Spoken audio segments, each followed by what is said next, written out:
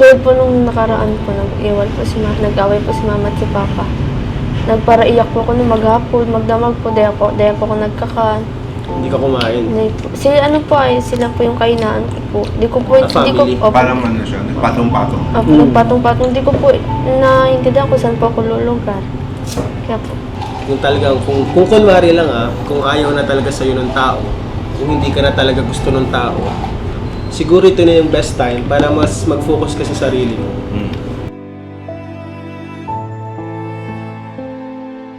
New resolution ko po, muna. Focus po muna, wag na po mag-ano sa mga lalaki. Kaya po muna magmahal.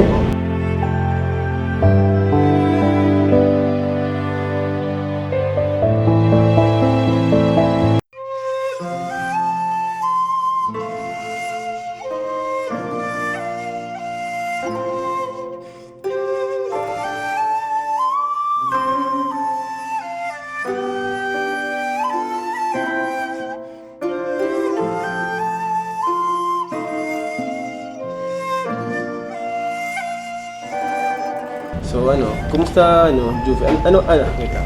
Juve, ano ba yung anong nangyari? Malungkot lang po. Kumusta yung mo? Ano? Pasko mo? Hindi po okay, malungkot po. Kasi po, pag isa, si Ryan po, hindi pa ako kinakamusta. Hindi man lang po binati.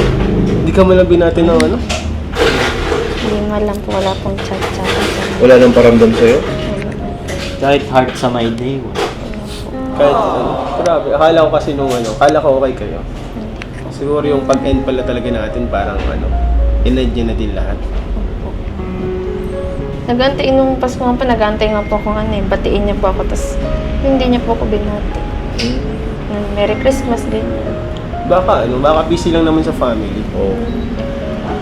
Yeah, lalo pong nalungkot po nung Pasko ko po. Feeling mo wala nakaalala sa'yo. Opo. Minsan kasi kapag pag Pasko, kunyari ganyan, mga special na araw, kahit may family ka na naandyan na minsan naghahanap pa ng someone o ibang tao na parang makakaalala sa'yo, babatiin ka. Opo. So yun yung hinahanap mo. Opo. Naantay ko po yung kaso wala akong dumating. Until now, wala pa rin kayong communication. Wala. Hindi ka nag-try mag-reach out sa kanya. Hindi man po ako nag-chat sa kanya, hindi po ako nag-chat. Hindi ka una nag-chat. Baka naman Gustuin ko sa man po. bagong taon. Gustuin ko man po, pero ayaw ko po talaga. Siyempre, babae. Babae po ako. Kung baga may siya, kumbaga sa sarili niya, itong proyekto to, na gusto mo ma-feel na ikaw yung mahalaga. Dapat.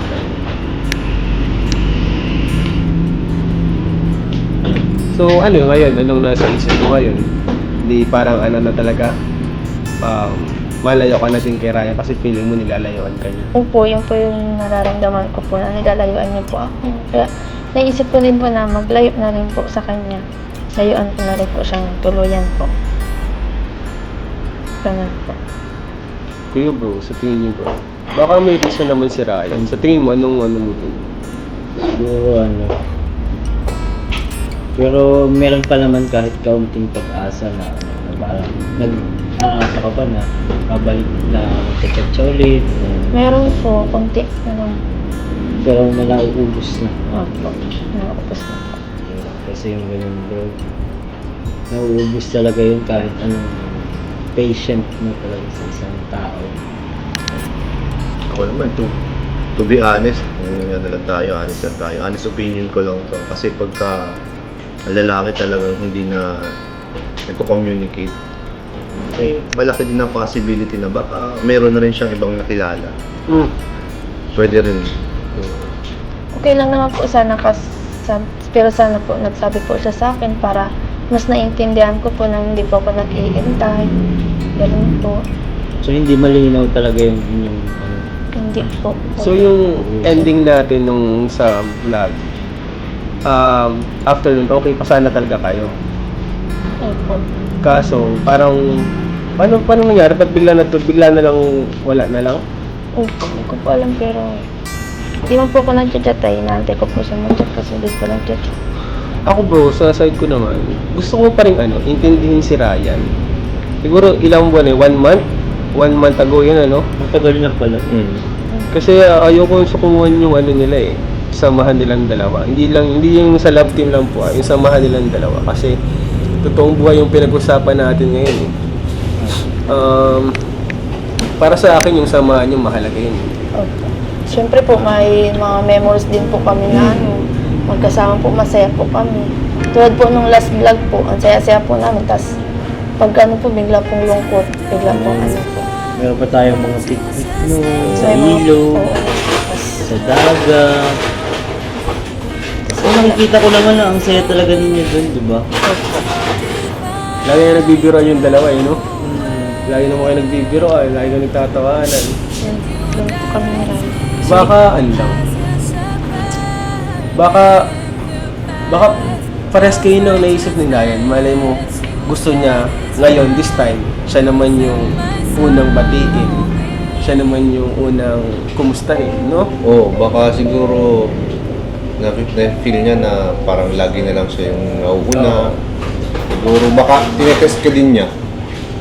Baka may ganun din siyang naiisip. Hindi kaya. Nahiya po ako kuya. Pero hindi naman niya yung ginagawa dati, yung gano'n talaga. Hindi po. Matagal, gaano katagal yung niya, hindi siya nag-chat. Diba? 2 araw siya, last nag-chat na siya ulit. Hindi po siya ganun dati. Ngayon po, hindi na po siya. Last vlog po namin, simula po nun, hindi na po siya nag-chat. So, kaya pala kami nandito ngayon mga kaliyan kasi po si Juvie is hindi po siya okay. Nakita po sa nag-message po siya sa akin si Juvie na hindi siya okay and sabi ko, tara usap tayo dito, o kwentuhan tayo, ganyan. Open ka sa amin, nila kuya mo. Kwento pa. Ganun pala ang sitwasyon niya ni Juvie. Yes bro, Talagang, kumbaga, ibig sabihin broken hearted ka ngayon. Opo, parang ganun po. Kaya nga. Grabe bro, broken hearted. Di malamig ang Pasko mo. Sobrang lamig po. Ouch! electric fan kasi dito. Malamig kasi, manipis yung suot mo. Kaya lamig. Jacket ka. Si Juvie. Ngayon, di mo pa alam ang ang gagawin mo or meron ka ng plano. Hindi ko pa po alam kuya. Broken hearted ka. Pero para sa akin, wag mo munang pangunahan lahat ng nangyayari. Tama. Pero siyempre, di ka naman namin masisisi sa nararamdaman mo. Kasi, siyempre, mas ikaw nakakaalam sa sarili mo sa nangyayari sa inyong dalawa Ano bang ma-advise ko, bro? May advice ko mo para kay Juvie? Ako siguro, wag munang mag-conclude. Kasi, meron pa namang siya may kaunting pag-asa pa rin siya. Tapos, siguro naman, sapat na yung pinagsamahan nila para sa hindi lang basta itapon na lang ganun. Kasi nakita naman natin yung mga viewers na yung Jovian ay talagang talagang sincere sa isa't isa na kahit hindi nila kaya yung mga bagay na nagagawa ng ibang love team, diba? Mag-date sa mga restaurant, pero andun yung yung effort.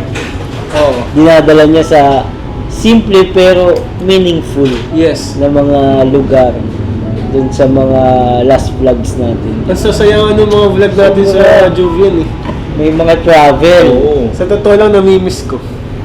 Pero, Ikaw bro, anong ma-advise mo kaya ni Juvie? yung nararamdaman ni Jovie, valid naman siya Kasi ganyan talaga pag napapamahal ka na dun sa tao. And although hindi naman talaga kayo real di ba? Hindi ba talaga Hindi sila couple. hindi naman kayo real couple. Pero syempre, yung pinagsamahan ninyo, mamimiss mo yun. Yun ang parang ang parang namimiss mo yung samahan ninyo. Pero ibig sabihin kasi parang feeling broken hearted siya. Ibig sabihin may something, parang may mutual understanding. Pero meron din kasing parang feeling broke ka through a friend. Di ba? Okay. Through a best friend, sa lover, marami kasi yan eh. Kahit kanino pwede kang may broken, pwede Sa bagay, sa family, di ba? Tama, Kahit tama. kanino. Pwede applicable yan sa lahat. So, ano ko lang, ma-suggest ko lang sa kanya, wag niyang madaliin or wag niyang ipilit, go with the flow lang. Kung siguro magantay ka pa ng konting panahon pa. Kung wala talaga, move on na tayo.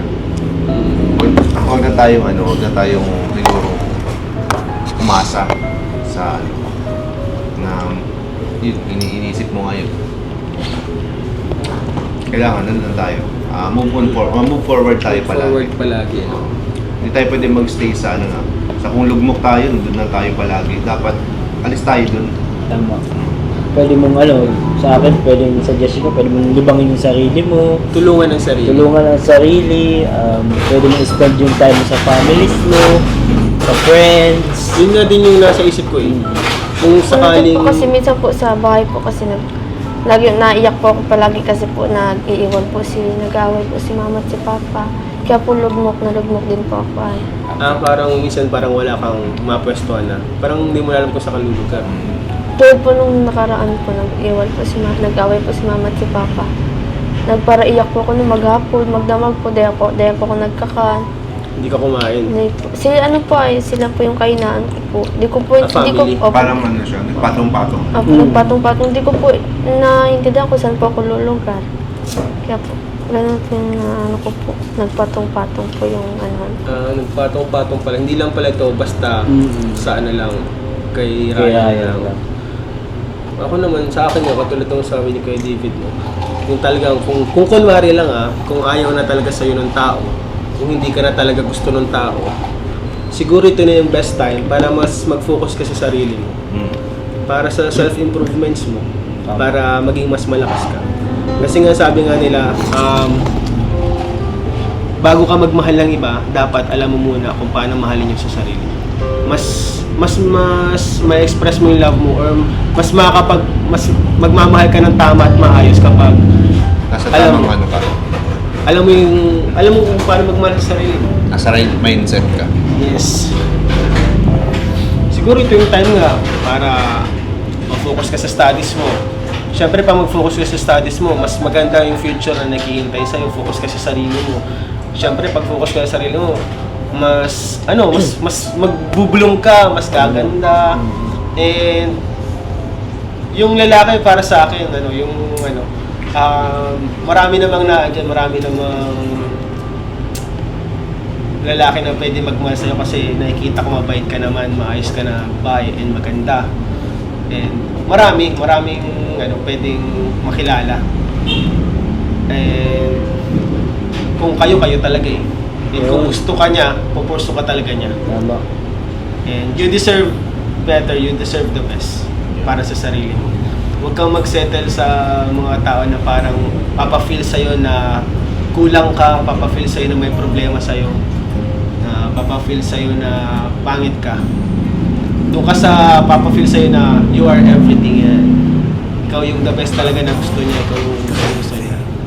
Para sa akin, ganun dapat yung lalaki na hanapin mo.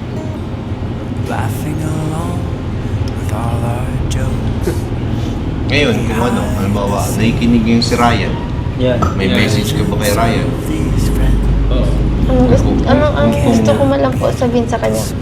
Gusto ko po magsabi po siya, mag-explain po siya, magpaliwanag po siya para po mas maintindihan ko po, tas di rin po ako nag-iintay ng mga niya po. Gusto ko lang po mag-explain po siya para po mas maintindihan ko po. Ganun po yung gusto ko man sabihin sa kanya po. Sabi po siya. Ibig sabihin, may mga naiwan si Ryan ng mga words and questions sa sarili niya. Marami siyang naiwan na question marks. Question marks kay Jovi.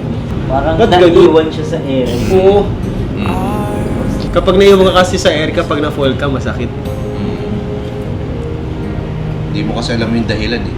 Hindi mo alam kung may problema sa'yo, kung sino may problema, kung sa kanya o sa'yo.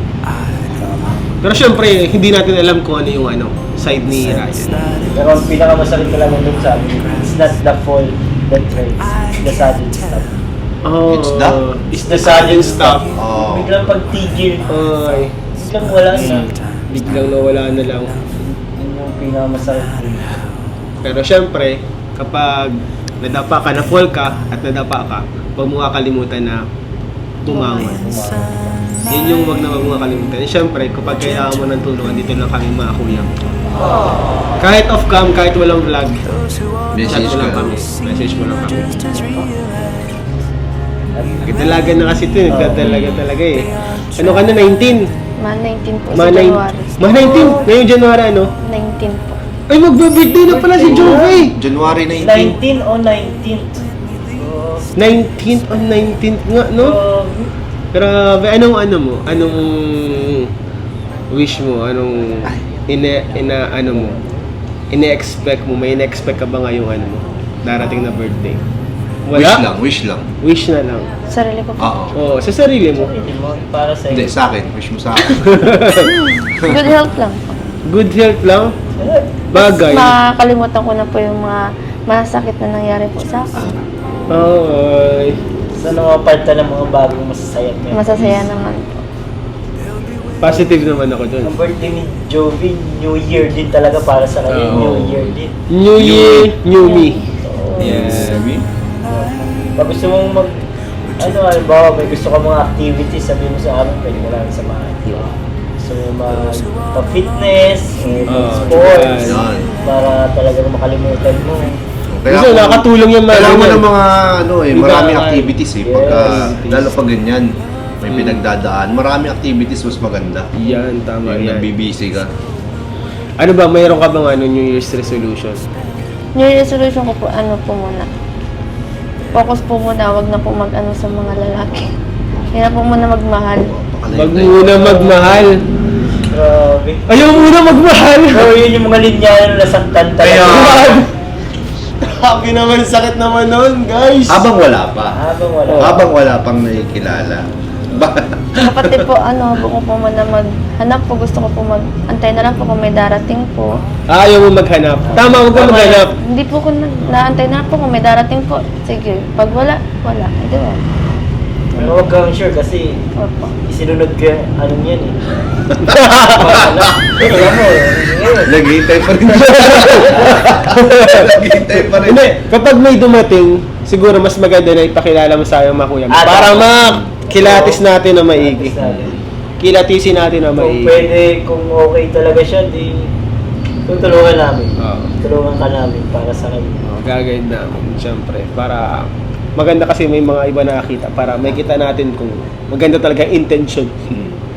Kung okay talaga siya or ayos talaga siya. So, ako po ay mag-aabot. Tayo pinapabot po si Kalinga Parab na 3,000 pesos po para sa allowance po ni Juvie. Thank you so much po. So Juvie, ito 3,000 allowance mo. Thank you so Galing much. sa Kalingap Tahanan. Thank you po. Ano masabi mo sa Kalingap Tahanan family mo? Yun o. Yun. And yan po, gusto ko pong magkwento po sa inyo, tapos mag-thank you din po sa mga nangyayari po sa akin sa Kalingap na masasaya po na talaga pong hindi ka po nila papabayaan. Tapos andyan din po sila para i-comfort ka. Tapos yung mga blessings po talaga nila, grabe po. Kung ibubuhos po sa inyo, grabe po yung mga blessings na ibubuhos po sa inyo. Tapos mga happy na, mga event po, talaga pong sasaya ka, papatawanin ka. Pag kasama mo po sila, parang mawawala po talaga yung mga mga problema nyo po. Ganyan. Parang mapipil mo sa kanila po na hindi kayo nag-iisa na may kasama po kayo. Tapos pag may problema ko po, nandiyan po sila, papakinggan po nila kayo sa mga blessings nga po. Pag nangyari po sa Kalingap, grabe po, ang saya-saya po talaga. Parang yan po yung pinakamalaking blessings na dumating sa akin, ang Team Kalingap po. Sila Kuya Rab po. Tapos grabe po sila mag-boost po talaga ng tulong. Grabe po mararanasan nyo dyan pag nasa Kalingap po kayo. Kaya grabe po ang thank you po dyan. Bawat vlog po, ang dami ko pong nararanasan na saya. Tapos na-experience ko na po yung mga gusto ko pong puntahan dati nang dahil sa Kalingap po. Ano po yun? Napuntahan na po namin kasi po nagtatanong po minsan si Kuya, saan mo gusto magpunta? Ganyan. Kaya po ako ganyan. Tapos katulad pag nagka-travel po kami nila Kuya Rab, sasawa po nila. Tapos yun nga po, isa din po yun sa yung pangarap ko pong billboard. Natupad na po dahil kila Kuya Rab din po, kala Tito June. grabe po ang pasasalamat ko sa Team Kalinga. Hindi mo po dyan pipil na malungkot ka, nag-iisa ka, dadamayan ka po talaga. Pati po mga K-boys, K-angels po, talaga po nandiyan po. Grabe po ang saya po sa Kalinga. Yun lang po. Sometimes Ay, nagpapabot po kay Juby ng mga velvet box. Ayan po, salamat po. Thank you so much. Salamat